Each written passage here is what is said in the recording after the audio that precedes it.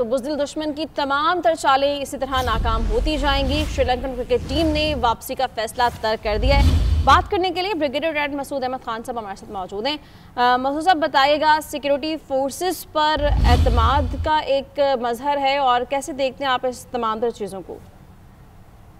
جی ہاں، میرے خیال میں دیکھیں کہ ایک تو ہمیں کریڈٹ دینا چاہیے سری لنکن گورنمنٹ کو، اور ان کے خاص طور پر جس طرح ان کے پریزیڈنٹ نے بات کی ہے، اور پھر اس کے بعد ان کا کرکٹ بورڈ ہے جو انہوں نے کہا تھا کہ کوئی واپس نہیں آئے گا، اگر کوئی واپس آتا ہے تو ہم ریویو کریں گے وہ کیوں واپس آیا ہے، پھر اس کے بعد ڈیسائیڈ کریں گے کیا کرنا ہے۔ تو آپ ان کی سنسیریٹی دیکھیں کہ وہ پاکستان کے ساتھ کس طریقے سے کھڑے رہتے ہیں، اور پھر اوپر سے آپ دیکھیں فیلڈ مارشل کی جس طرح کوٹ کیا جا رہا ہے کہ بات ہوئی ہے ڈیفنس منسٹر سے سری لنکا کے، سو وہ پاکستان کا انٹرسٹ ہے، پاکستان کے دیکھیں کہ ہم چاہتے ہیں کہ یہاں پہ کھیل، یہاں پہ میچز وغیرہ ہوتے رہیں، اور ہم یہ کہہ سکتے ہیں کہ ایک تو اسپرٹ آف اسپورٹس مین شپ انہوں نے دکھائی ہے، سری لنکن بورڈ نے، سری لنکن ٹیم نے سولیڈریٹی شو کی ہوئی پاکستان کے ساتھ، اور ہم یہ بھی کہہ سکتے ہیں terrorism that has been bold out, اور فرینڈشپ جو ہے وہ ناٹ آؤٹ ہو گئی ہے، تو وہ کریڈٹ ہم ان کو دیتے ہیں۔ اور پھر دیکھیں ان واقعات کا خاص طور پر سری لنکا کے ٹیم کے آنے کے بعد ہونا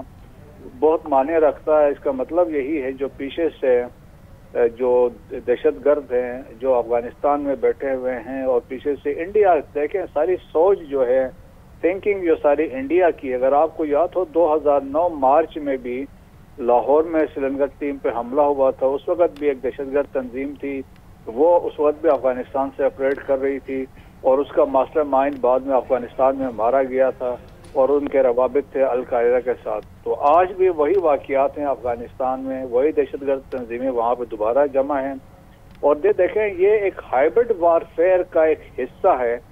یہ انڈیا نہیں چاہتے ہیں کہ پاکستان میں سپورٹس کی ایکٹیویٹی ہو، اور اس کے لیے دیکھیں ان کی ہر ممکن کوشش رہی ہے کہ پاس میں بھی کہ اور یہاں پہ میچز نہ ہو، اور یہ واقعات آپ دیکھیں گے جب ڈیٹیلز میں جائیں گے تو ان کے تانے بانے جا کے انڈیا سے نکلیں گے، افغانستان میں بیٹھ کے ساری انہوں نے پلاننگ کی، ایگزیکیوشن وہیں سے ہوا،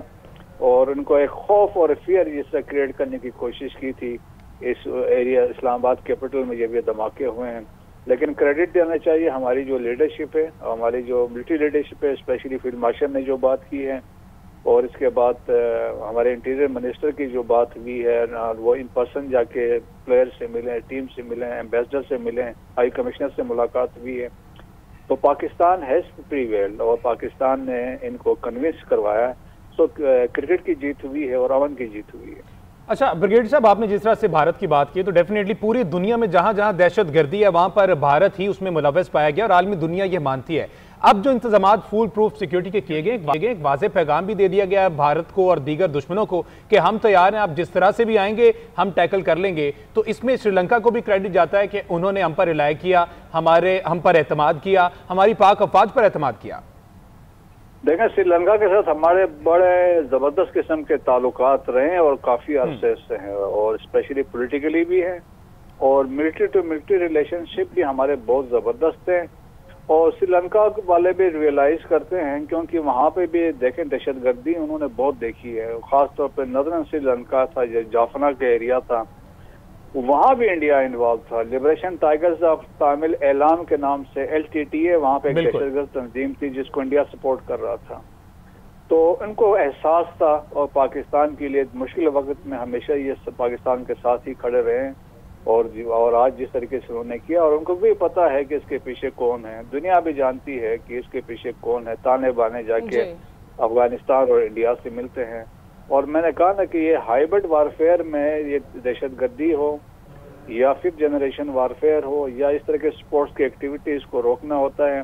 یا پاکستان کو ملائن کرنا ہے، تو اس لارجر حصے کا part of that hybrid warfare. صحیح بریگیڈیئر صاحب، یہ بھی کہیے گا کہ آپ کو لگتا ہے حالیہ حملے جو پاکستان میں ہوئے ہیں یہ اس کی ٹائمنگ بڑی امپورٹنٹ ہے، ایسے وقت میں کیے گئے جب شری لنکن ٹیم پاکستان میں موجود ہے اور سیبل کی سیریز ہونے جا رہی ہیں، تو آن پرپز آپ کو لگتا ہے کہ انڈیا کی جانب سے ایسا کیا گیا ہوگا؟ اور کیونکہ ہم دیکھیں تو انڈیا جو ہے وہ پہلے بھی اس طرح سے کھیل کو شامل کرتی رہی ہے، کھیل کو بطور ہتھیار استعمال کرتی رہی ہے، تو ڈو یو تھنک ICC اور دیگر ادارے جو ہیں وہ سینکشنز لگانے پر سوچ سکتے ہیں انڈیا کے اوپر؟ देखिए ये तो बहुत डेलिब्रेट किया है और उनको पता है श्रीलंका की टीम आई हुई है और जिस तरीके से यहाँ पे क्राउड आ रहे थे, मैच देख रहे थे, यहाँ पे लोगों का इंटरेस्ट शो हो रहा था और पाकिस्तान में जिस तरीके से स्टेबल पीस है, अमन है, स्पेशली कुछ खैबर पख्तूनख्वा और बलूचिस्तान के निकाल के, लेकिन उनको पता था कि अगर इस्लामाबाद में स्ट्राइक करेंगे तो इसका एक इम्पैक्ट होगा और ये पहले से तालिबान ने दहशतगर्दी, तालिबान रजीम ने आपको थ्रेट किया था हम इस्लामाबाद में हमला करेंगे। अब जो इतलात आ रही हैं कि जिस तरह रिकॉनेसेंस की गई थी कचहरी की और काफ़ी देर से इसकी रेकी की गई थी और सब्सिक्वेंटली अभी ये भी इतलात आ रहे हैं जो खुदकश हमलावर था वो अफगान है। अभी आप देख लें कि यहाँ भी अफगान है, कैडेट कॉलेज वाना में जो हमला हुआ वहाँ पे भी अफगान नेशनल से इन्वॉल्व है। तो उससे ये एस्टेब्लिश होता है कि अफगानिस्तान एक न सिर्फ होस्ट कर रहा है दहशतगर्दों को,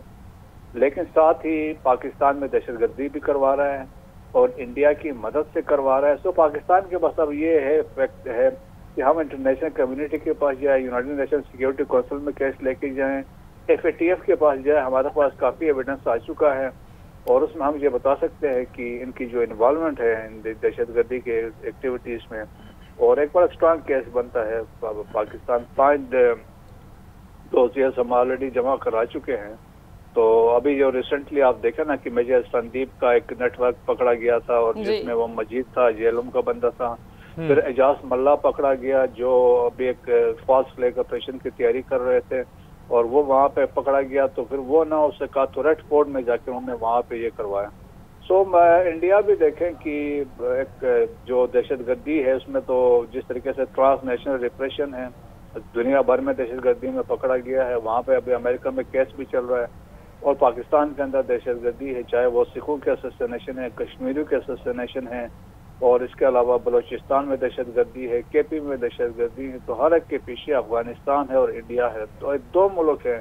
जो पाकिस्तान को डिस्टेबलाइज करना चाहते हैं। ठीक है, ब्रिगेडियर रिटायर्ड मसूद अहमद खान साहब हमारे साथ मौजूद है। अभी साबिक चेयरमैन PCB खालिद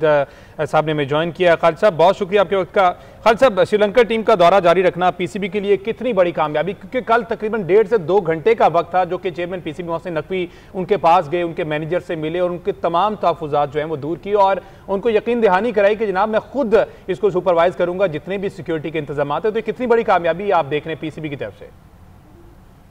मैं इसको एक बहुत बड़ी कामयाबी समझता हूँ क्योंकि दौरा ख़त्म होने की शक्ल में एक तो हमारा क्रिकेट का नुकसान होता, हमारे इसका जो भी हमारे जो क्रिकेट के शायकीन हैं वो एक अच्छे मैच देखने से महरूम रह जाते और फिर बैनुल अक़वामी सतह पर पाकिस्तान की बड़ी जग हसाई होती।